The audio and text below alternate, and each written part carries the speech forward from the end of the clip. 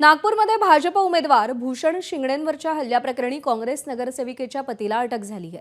14 जानेवारी म्हणजेच महापालिका निवडणुकीच्या पूर्वीच्या रात्री नागपूर प्रभाग 11चे भाजप उमेदवार भूषण शिंगणे आणि त्यांच्या सहकाऱ्यांवर प्राणघातक हल्ला झाला होता।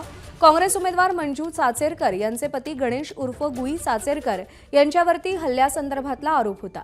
पोलिसांनी या प्रकरणी गणेश चाचेरकर आणि त्याच्या 2 सहकाऱ्यांना अटक केली आहे। विशेष म्हणजे भूषण शिंगणे यांच्यावर हल्ला झाल्यानंतर दुसऱ्याच दिवशी मुख्यमंत्री देवेंद्र फडणवीस यांनी भूषण शिंगणे यांच्या घरी जात भेटही घेतलेली होती।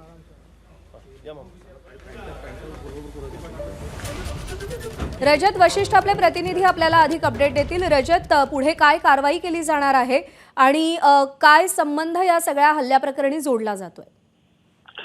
माधवी, कठोर कारवाई या सर्व आरोपींवर होण्याची शक्यता आहे, कारण भूषण शिंगणे यांच्यावर जीवघेणा हल्ला त्या दिवशी झाला होता।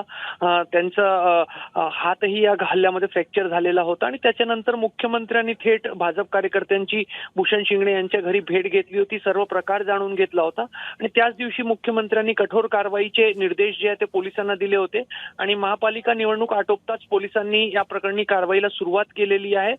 त्यामुळे कायद्याप्रमाणे कठोर कारवाई केली जाणार आहे। दरम्यान या प्रकरणी या घटनेनंतर दुसऱ्याच दिवशी जे मतदान झालं आणि मतमोजणी झाली त्याच्यामध्ये मंजू चाचेरकर विजयी झालेले आहेत, तर भूषण शिंगणे यांचा त्याच प्रभागातील दुसऱ्या जागेवरून पराभव झालेला आहे। त्यामुळे या संपूर्ण घटनाक्रमामध्ये आता राजकीय आरोप प्रत्यारोप होण्याची शक्यताही नाकारता येत नाही। रजत, धन्यवाद दिलेल्या माहितीसाठी। एबीपी माझा, उघडा डोळे बघा नीट।